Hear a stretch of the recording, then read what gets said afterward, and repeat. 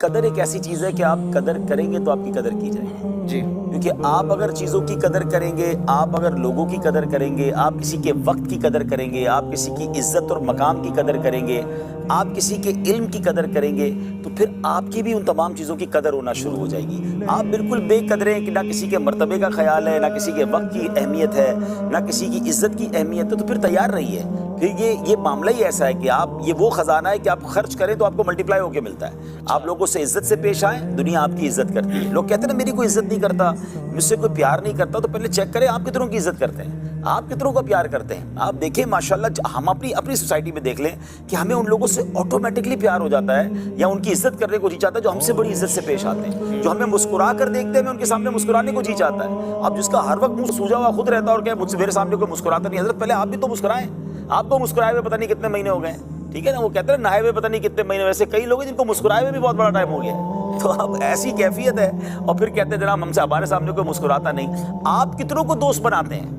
لوگ کہتے ہیں میرا کوئی دوست ہی نہیں بنتا۔ حضرت کوئی پرابلم ہے آپ کے اندر، چیک کیجئے۔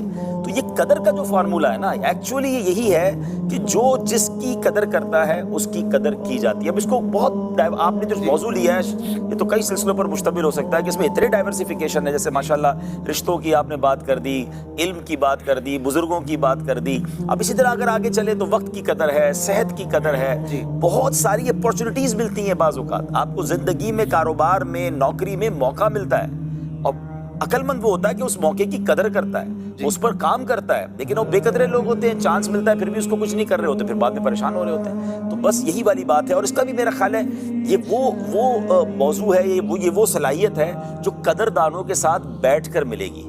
خدا کی قسم جو امیر اہل سنت کو قدر ہے نا لوگوں کی، ان کو ایک ایک اسلامی بھائی کی قدر ہے، بلکہ وہ کہتے ہیں تنکے کی بھی مجھے فکر ہے۔ اچھا صرف واقعی تنکا تو انسان کے لیے کہا نا، ان کو واقعی تنکے کی بھی فکر ہے کہ اگر جناب کہیں جہاں کچرا نہیں ہونا چاہیے وہ وہاں کیوں ہے، اس کی بھی فکر ہے۔ اور جناب اس کے بعد ایک روپیہ بھی کسی کا ضائع نہیں ہونا چاہیے، اس کی فکر ہے۔ کوئی ناراض نہ ہو جائے، اس کی فکر ہے۔ کس کو کس طرح عزت دینی ہے، یعنی امیر اہل سنت کے دیکھا جائے تو اس وقت دعوت اسلامی میں جتنے اسلامی بھائی سارے مرید ہیں اور ان کے شاگرد ہیں، مگر اپنے مریدوں کے لیے کھڑا ہو جانا، مفتیان کرام سے جو ان کا انداز، جو ان کا برتاؤ، تو یہ تو سراپا قدر ہے۔ اور اگر ان کی سیرت کو دیکھ لیا جائے کہ آج ہمیں کوئی کہے نا کہ جناب یہ آپ نے ٹاپک تو لے لیا قدر کرنے کا، قدر سیکھے کہاں سے؟ تو آج ایک ایسی ہستی ہمارے سامنے موجود ہے جو اس مقام پر ہو کر لوگوں کی، وقت کی، صحت کی، عزت کی قدر کیسے کرتی ہے۔ ہی از دا مین ٹو واچ ود ہم، اور سیکھے ان سے۔